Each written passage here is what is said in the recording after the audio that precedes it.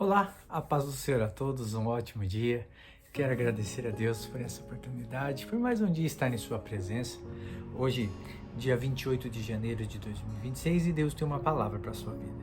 Estamos abordando aí uma série de assuntos sobre o tema As Verdades Centrais da Fé Cristã, as verdades centrais da nossa fé, onde precisamos estar aptos para defender a nossa fé, para quando nós formos, algumas pessoas nos confrontar, a gente estar preparado para defender a nossa fé.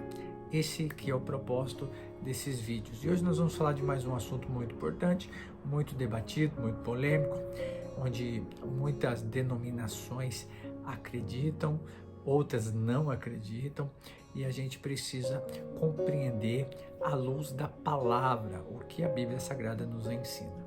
Então, a Santíssima Trindade, uma verdade incontestável.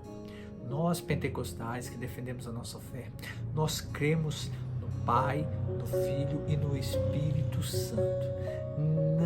Não classificando-os, mas sim sabendo que o Pai é o Filho e o Filho é o Espírito Santo e todos são Deus.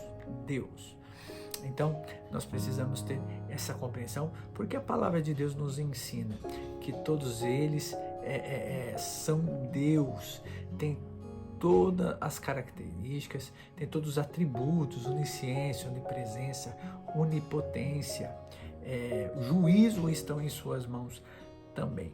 Então, vamos para um texto em que vai nos clarear, vai nos dar luz, e nós vamos, por versículos, trazer à luz aquilo que a Bíblia Sagrada nos ensina sobre esse tema. A Santíssima Trindade, uma verdade incontestável.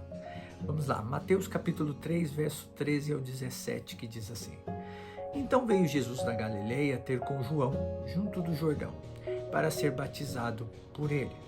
Mas João opunha-se-lhe, dizendo: Eu careço de ser batizado por ti, e vens tu a mim? Jesus, porém, respondendo, disse-lhe: Deixa por agora, porque assim nos convém cumprir toda a justiça. Então ele o permitiu. Jesus se apresenta. E sendo Jesus batizado, saiu logo da água, e eis que lhe abriram os céus, e viu o Espírito de Deus, que é o Espírito Santo, descendo como pomba e vindo sobre ele. Então, já encontramos Jesus e o Espírito Santo. E eis que uma voz do céu dizia: Este é meu Filho amado, em quem me comprazo. Aí está Deus. Os três principais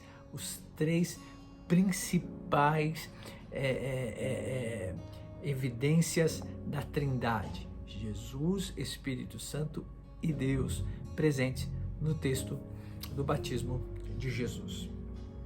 Então, o batismo de Jesus é uma das passagens mais claras das Escrituras quanto à revelação da Santíssima Trindade. Nesse evento solene, Pai, Filho e Espírito Santo manifestam-se simultaneamente, confirmando que a doutrina da Trindade não é uma construção humana, mas revelação divina. Então vamos lá, do verso 13 ao 15, o Filho que se submete à vontade do Pai. Jesus vai ao Jordão para ser batizado por João, não por necessidade de arrependimento, porque Jesus não tinha pecado, mas para cumprir toda a justiça. Então o Filho Eterno humilha-se voluntariamente. Jesus identifica-se como os pecadores, iniciando publicamente sua missão redentora. A obediência do Filho revela a perfeita harmonia dentro da Trindade. Perceba a humildade, perceba o reconhecimento de Jesus. Para e pensa, o dono do mundo, o autor de toda a humanidade, de toda a criação, ele se submete ao batismo, dizendo, João Batista ali, ele fala, ele pronuncia: o Senhor é muito maior do que eu, é eu que tenho que ser batizado por ti. E aí Jesus reconhece a autoridade de João Batista e fala: João, fica tranquilo, é necessário que se cumpra a justiça. Eu Deus, o dono do mundo, reconheço a sua autoridade. Tão maravilhoso isso. Enquanto muitos fariseus, enquanto muitas pessoas não reconhecem a autoridade de João Batista, o dono do mundo, ele reconhece a autoridade de Jesus. Cuidado, tem muita gente que não reconhece as autoridades constituídas por Deus para nos dar direção. Os nossos pastores, nossos líderes, querendo confrontá-los, querendo fazer divisões. Cuidado, isso não representa o caráter de Cristo. Se tal pessoa faz essa atitude, não teve um encontro com Jesus. Então, a verdadeira espiritualidade manifesta-se na obediência. Seguir a Cristo é submeter-se humildemente à voz de Deus, mesmo quando não entendemos tudo. Então, a verdadeira espiritualidade é obediência, obedecer, reconhecer. Lembra? Miriam, um certo tempo, quis confrontar a autoridade de Moisés. O que aconteceu com ela? Leprosa, ficou leprosa. Cuidado. Verso 16 diz assim: o Espírito Santo que desce capacita. Ao sair Jesus da água, o Espírito Santo desce sobre ele em forma de pomba. Então, o Espírito Santo é uma pessoa divina, não uma força impessoal, uma força mística, uma coisa.